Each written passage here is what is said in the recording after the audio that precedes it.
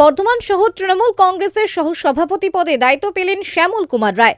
দায়িত্ব পাবার পর সাংবাদিকদের মুখোমুখি হয়ে জানালেন মুখ্যমন্ত্রী মমতা বন্দ্যোপাধ্যায় ও সর্বভারতীয় সভাপতি অভিষেক বন্দ্যোপাধ্যায়, জেলা সভাপতি রবীন্দ্রনাথ চ্যাটার্জি, বর্ধমান দক্ষিণের বিধায়ক খোকন দাস ও শহর সভাপতি তন্ময় সিংহ রায়কে ধন্যবাদ জানালেন এবং বললেন, আমি কর্মী হিসেবে যেভাবে তৃণমূলের জন্য সাংগঠনিক কাজ করছিলাম, দল আমাকে যোগ্য ভেবে এই দায়িত্ব দিয়েছে, তার যথারীতি মর্যাদা রাখবো আমি এবং বর্ধমান দক্ষিণের প্রার্থীকে অত্যাধিক মার্জিনে জেতাবো। সর্বপ্রথম অল ইন্ডিয়া তৃণমূল কংগ্রেসের চেয়ারপারসন সম্মানীয় মমতা ব্যানার্জিকে ধন্যবাদ। সর্বভারতীয় তৃণমূল কংগ্রেসের সাধারণ সম্পাদক অভিষেক ব্যানার্জিকে ধন্যবাদ। সর্বোপরি বর্ধমান দক্ষিণের বিধায়ক খোকন দাস এবং শহর সভাপতি তন্ময় সিংহ রায়কেও অসংখ্য ধন্যবাদ, যারা আমাকে মনে করেছে যে সহ সভাপতি হিসেবে নিযুক্ত করে দলকে আমি শ্রীবৃদ্ধি করতে পারবো।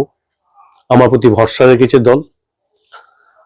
দলকে ধন্যবাদ জানাই যে আমার মতো একটি ছোট কর্মীকে এত বড় জায়গায় দিয়ে দলকে শ্রীবৃদ্ধি করবার জন্য একটি সুযোগ দিয়েছে।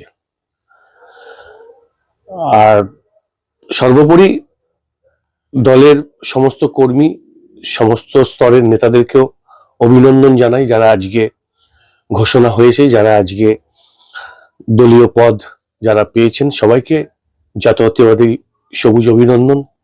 একসাথে কাজ করার সুযোগ এবং আগামী নির্বাচনে বিজেপিকে অতি কম সিটে পরাজিত করবার জন্য সব থেকে ন্যূনতম সিটে রেখে দিয়ে পরাজিত করবার অঙ্গীকার আজ থেকে আমরা শুরু করলাম। কেমন লাগছে এই পদ? দেখুন, পদ তো একটা সাময়িক জিনিস, দলের ডেডিকেশন সব থেকে বড় জিনিস। পদ একটা দল পরিচালনা করার জন্য একটা রাস্তা, কিন্তু তাছাড়াও যেভাবে বিধায়ক এবং শহর সভাপতি এবং জেলা সভাপতি আমাকে কাজের সুযোগ দিয়েছে পদ যখন ছিল না, তাতে আমি আপ্লুত ছিলাম। অনেক অনুষ্ঠানেই আছে যেখানে পদ ছাড়াও আমাকে দল সম্মানিত করেছে, পদ ছাড়াও আমাকে চেয়ার অ্যালটমেন্ট করেছে। তো স্বাভাবিকভাবে আজকের দিন অতিরিক্ত পাওনা বলা যেতে পারে। সব থেকে বড় জিনিস, দলকে কতটা আমি আউটপুট দিতে পারবো, তার আজ থেকে তার প্রেশারটা বেড়ে গেল এবং সেটা আমার সব থেকে বড় দায়িত্ব, যে দলকে কিভাবে আমি আউটপুট দেব আগামী দিনের নির্বাচনে। 26 নিয়ে কি পরিকল্পনা আছে? 26 নিয়ে কিছু পরিকল্পনা তো নেই। পরিকল্পনা একটাই, যে